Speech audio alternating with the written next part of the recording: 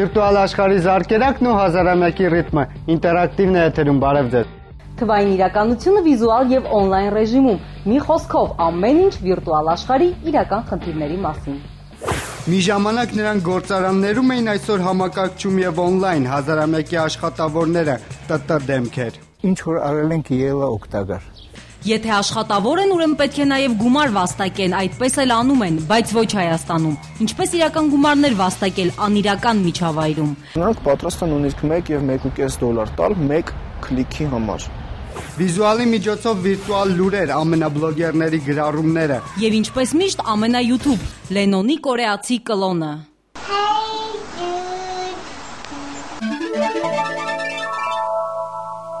Մայիսի 1-ը սոցիալական աշխատավորների տոնն է։ Եթե մի ժամանակ նրանց կարելի էր տեսնել գործարաններում ու տարբեր ֆաբրիկաներում, իսկ ստեղծածը շոշափել, ապա այսօր նրանք ավելի վիրտուալ են, իսկ ստեղծածը օնլայն է ու համակարգչում։ Ովքեր են հազարամյակի սոցաշխատավորները, Հայաստանի ու հայ ՏՏ պերսոնաները։ Մարդիկ, ովքեր մեծ ներդրում ունեն Հայաստանում դեռ նորածին, թերսնված, բայց զարգացող այս ոլորտում։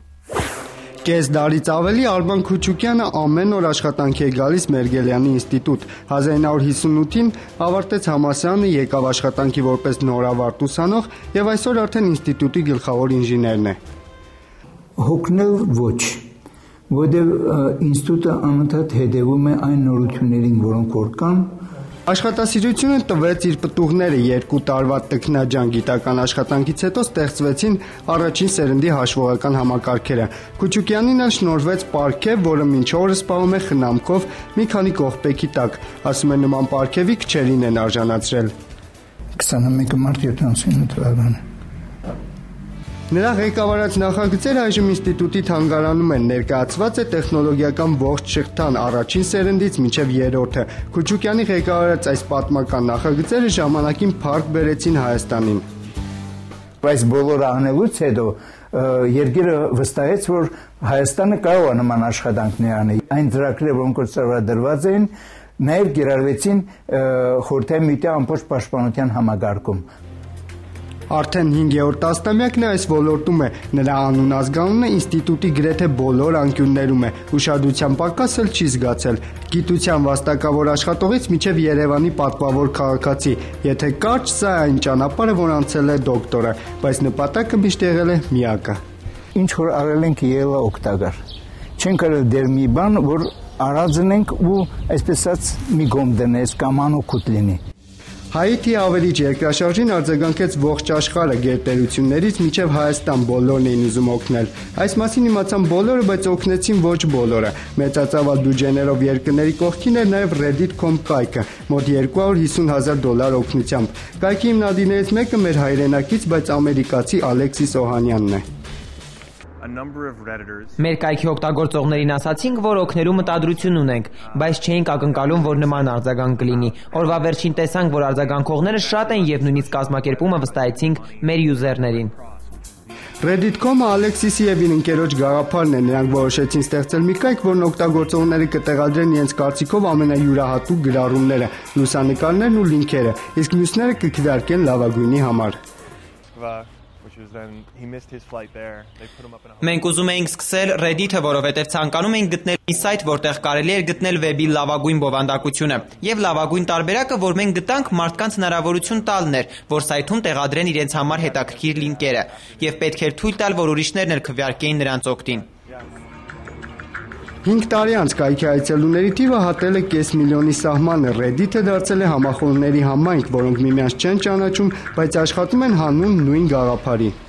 3 տարի անց ճանաչում ձեռք բերելուց հետո ես մնացի Reddit-ում, որովհետև հաճույք եմ ստանում անելով այնինչ անում եմ։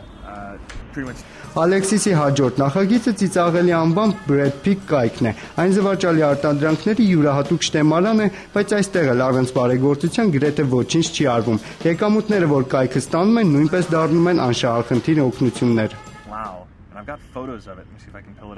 Բովանդակության կամ ապրանքի վաճառքի մեր եկամուտը նույնպես ծախսում ենք շատ հետաքրքիր ձևով։ Օրինակ դպրոց ենք կառուցում, բոլոր նրանց, ովքեր գնել են մեր գրքերը, տեղեկացնում ենք, որ իրենցից գանձած գումարով իրականում դպրոց է կառուցվել, եւ մարդիկ ավելի են ոգևորվում։ Ալեքսիսը նոր գաղափարով է եկել Հայաստան։ Մի քանի համախոհների հետ որոշել է Հայաստանում առաջին անգամ կազմակերպել TED-ի կոնֆերանս։ Այն համաշխարհային ցանցի ամենահեղինակավոր դեմքերի գաղափարների կենտրոնն է, որտեղ մարդիկ տարածում են աշխարհը առաջ տանելու իրենց տեսակետերը։ Ալեքսիսը այն եզակիներից է, որ հնարավորություն է ունեցել ելույթ ունենալ այդ կոնֆերանսում։ Կարևոր է, որ մասնակցեն այնպիսի մարդիկ, որոնք կներկայացնեն իրենց գաղափարները, կծանոթանան այլ մարդկանց հետ եւ իրական փոփոխություններ բերող գաղափարներ կծնվեն։ TED-ի կոնֆերանսով անցած մարդիկ գտնում են այն մարդկանց, որոնց հետ կարող են բիզնես ծավալել։ Աշխատանքից մի փոքր հանգստանալու լավագույն միջոցն է։ Նոր գրասենյակ է տեղափոխվել, գնել է մեծ սեղան 8 աշխատողների համար։ Մոտավորապես 450-500 կիլոգրամ է, հնարավոր չի իրեն նույնիսկ միակով բարձրացնել տեղից։ Իր կարիերան կառուցել է սեփական ձեռքերով, մասնագիտությունը այլ էր, բայց ինքը այլ պահանջներ ուներ։ Դեռ ուսանողական տարիներին որոշեց, իր մասնագիտությամբ աշխատանք չի գտնի, ստեղծեց իր home page-ը, պատմեց իր նախասիրությունների մասին։ Դա home page-ը, ասկան վերաբերվում էր ինքս ինձ, իմ նախասիրությունները, իմ մասին ինչ-որ փորձեր էին։ Օրինակի համար, ասենք, այդ սայթի մի տարբերակում առաջին անգամ ես փորձեցի օգտագործել flash տեխնոլոգիան։ Փորձերն անարդյունք չանցան, տարիներ անց Արամը մեզ պետք է մոտեցներ կառավարությանը։ Կառավարության պաշտոնական կայքը նրա ձեռքի գործն է։ Այսօր գործող բազմաթիվ հաջողված կայքերն ինքն է նախագծել։ Ընկերության ղեկավար է, բայց չի մոռանում գլխավորը։ Հիմա էլ փորձում եմ հնարավորինս մնալ որպես մասնագետ, չկորցնեմ իմ մասնագիտական ձեռքերը։ Երբեք գրադարաններում գիշերները չի լուսացրել, հաստափոր գրքեր չի կարդացել, սակայն չի համաչել գիտելիք ունեցողներին հարցնել իր չիմացածը։ Չի ասի, որ դա տաղանդավոր եմ ինձ համարում, ես ինձ աշտասել եմ համարում։ Նրանք մարդիկ են, որ փորձում են մի փոքր զարգացնել ու առաջ տանել աշխարհը on-line թե off-line, բարեգործությամբ թե ուղղակի որակյալ աշխատանքով։ Նրանց հաջողության բանաձևը ոչ թե գլոբալ խնդիրներ լուծելու, այլ ամենօրյա աշխատանքով ինչ-որ բան իսկապես փոխելու մղումն է։